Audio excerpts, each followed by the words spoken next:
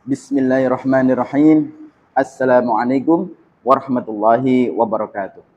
Setiap orang punya kisahnya sendiri dan tidak semua kisah berakhir dengan kemuliaan. Ada kisah yang begitu menyedihkan sampai Allah mengabadikan dalam Al-Quran sebagai peringatan. Peringatan bagi mereka yang pernah mengenal kebenaran, tapi memilih berpaling. Hari ini aku ingin bercerita tentang seorang alim yang pernah dekat dengan Allah Subhanahu wa taala. Punya ilmu yang luar biasa. Bahkan katanya bisa menyebutkan ratusan nama-nama Allah yang agung. Tapi ilmu itu tidak menjaganya. Karena ia memilih mengikuti hawa nafsu. Dan akhirnya ia jatuh lebih hina daripada binatang. Sebelum kita mulai, aku ingin menyampaikan sedikit hal. Semua informasi yang aku ceritakan ini adalah hasil dari berbagai sumber yang aku rangkai kembali dengan hati. Jika di dalam cerita nanti ada kekurangan atau ada informasi yang kurang tepat atau belum lengkap, aku mohon maaf yang sebesar-besarnya. Kalian bisa bantu lengkapi di kolom komentar ya.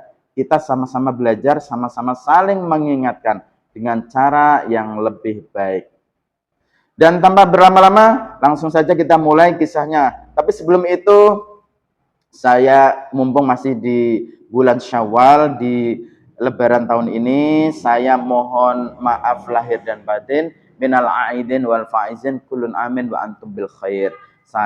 Baik, tanpa berlama-lama, langsung saja kita mulai kisahnya.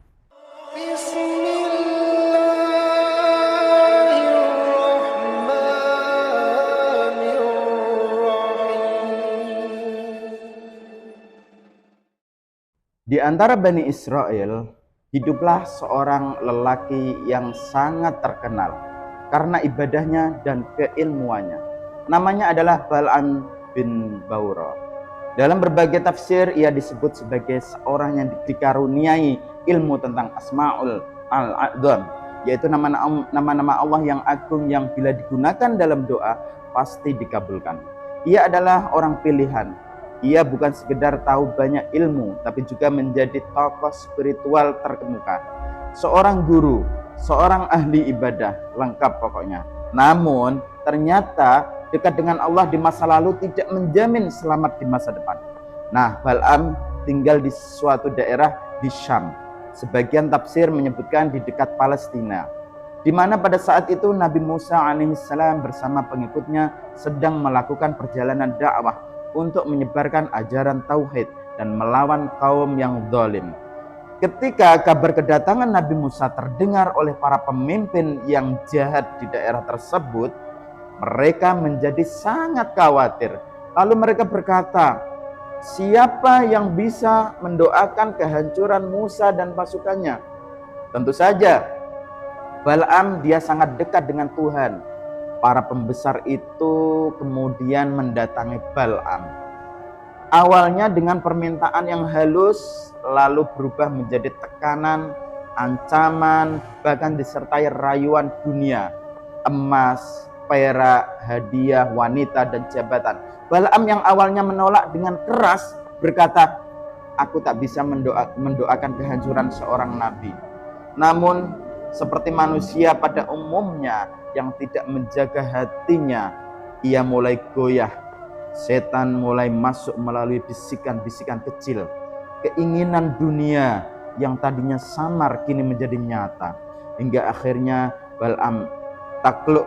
Ia berdiri mengangkat tangan, menyebut nama Allah yang agung yang ia ketahui. Namun bukan untuk memohon kebaikan, tapi untuk menjatuhkan Nabi Musa, Nabi Allah. Kemudian Allah murka, doa itu tak dikabulkan. Bahkan menurut sebagian riwayat, doa itu berbalik menimpa dirinya sendiri. Na'udzubillah min dzalik. Saat itu semua karamah dan kedudukan yang dimiliki Bal'am dicabut oleh Allah Ta'ala. Ia tidak lagi menjadi orang mulia, ia menjadi tersesat, mengikuti hawa nafsunya dan berjalan bersama para penentang kebenaran. Na'udzubillah, tsumma na'udzubillah. Kemudian adapun ayat yang mengabadikan peristiwa ini, Allah telah berfirman dalam Al-Quran surat Al-A'raf sebagai teguran keras bagi siapa saja yang tahu kebenaran tapi berpaling darinya, dan Bacakanlah kepada mereka kisah orang yang telah kami berikan ayat-ayat kami. Lalu ia melepaskan diri darinya, maka setan mengikutinya, dan jadilah ia termasuk orang-orang yang sesat. Surat Quran, surat Al-A'raf ayat 175. Kemudian, dan kalau kami menghendaki sesungguhnya kami tinggikan derajatnya dengan ayat-ayat itu, tetapi ia cenderung kepada dunia dan mengikuti hawa nafsunya, maka perumpamaannya seperti anjing. Jika kamu menghalaunya, dijulurkan lidahnya, dan jika kamu membiarkannya, dijulurkan juga lidahnya. Demikianlah perumpamaan orang-orang yang mendustakan ayat-ayat kami. Quran surat Al-A'raf ayat 176. Allah menggambarkan Bal'am seperti anjing yang terengah-engah, menjulurkan lidahnya kemanapun ia pergi. Artinya ia sudah tak lagi kendali diri. Ia tak lagi punya kendali diri. Hatinya rusak, nafsu menguasai, tak ada hidayah yang bisa masuk. Ia tahu kebenaran tapi menjualnya demi menikmati sesaat, demi kenikmatan sesaat. Sahabatku, kisah Bal'am bin Baura bukan sekedar sejarah. Ia adalah peringatan untuk kita semua yang pernah mencicipi ilmu dan kebenaran. Karena musuh terbesar bukan hanya orang kafir dan bukan hanya orang kafir di luar sana, tapi juga nafsu dalam diri sendiri yang diam-diam menarik kita menjauh dari Allah Subhanahu wa taala. Kita bisa hafal ayat tapi tak hidup dengannya. Kita bisa punya ilmu tapi tidak menjaganya. Kita bisa terlihat religius tapi diam-diam menjual iman demi urusan dunia. Naudzubillah summa naudzubillah. Semoga kita semua dijaga dari akhir yang buruk seperti Bal'am, karena kemuliaan bukan hanya tentang awal yang baik, tetapi bagaimana kita mengakhiri hidup kita dalam keadaan husnul khatimah. Amin amin ya rabbal alamin. Kalau menurut kalian, apa pelajaran yang terbesar dari kisah Bal'am bin Baura ini?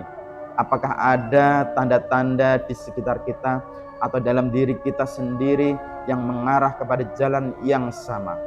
Yuk tulis di kolom komentar ya. Bukan untuk menghakimi, tapi untuk saling mengingatkan.